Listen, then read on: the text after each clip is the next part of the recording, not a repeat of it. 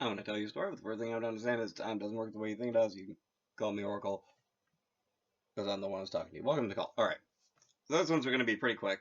Um, because I noticed something online. I did some cursory research. I thought I'd bang out a quick episode about this. So apparently, and this makes sense to me, your senses tend to like fade and diminish and then disappear, uh, as you're dying, but in a specific order. So first starts with sense of hunger and thirst,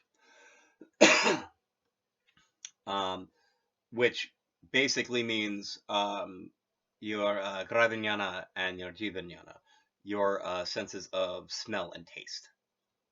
So when those start to like go away, basically eating becomes meaningless. So that's why your hunger and thirst goes away. And then later you lose the ability to talk, which is as your tongue consciousness fades, that becomes basically impossible, even if you're aware of what you're trying to say. Like on a hearing yourself sort of Vijnana level, you can't say it because you don't have the Jivananya anymore. It's died. That's basically like that's part of why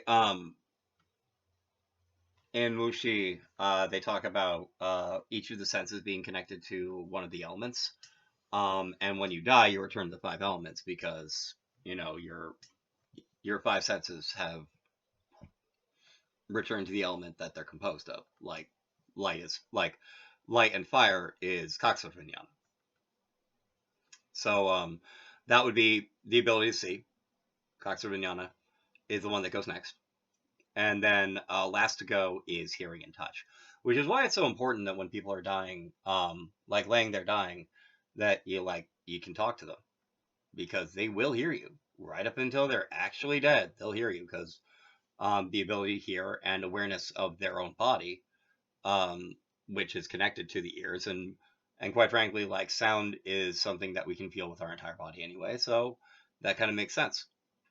But that's the last one that goes, and then whoop, then your Mano Vijnana, in theory, returns to origin, and you go back to you your Atman goes back to Punarjanam, you reincarnate, like whatever you have, like in terms of Nara time, whatever heaven time you accrue, whatever Parinara you have, you get whatever Parinaraki you get, at least as far as I'm aware, at least by my understanding of Buddhist cosmology.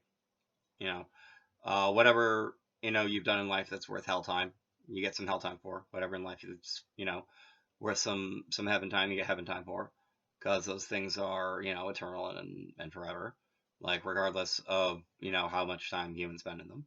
And then you come back here for another round of trying to suck less. And this is Oracle. I'm gonna sing myself out. I really hope this information in particular doesn't become useful to you in the future, but it might. Talk to you later. Have a good one. Good night.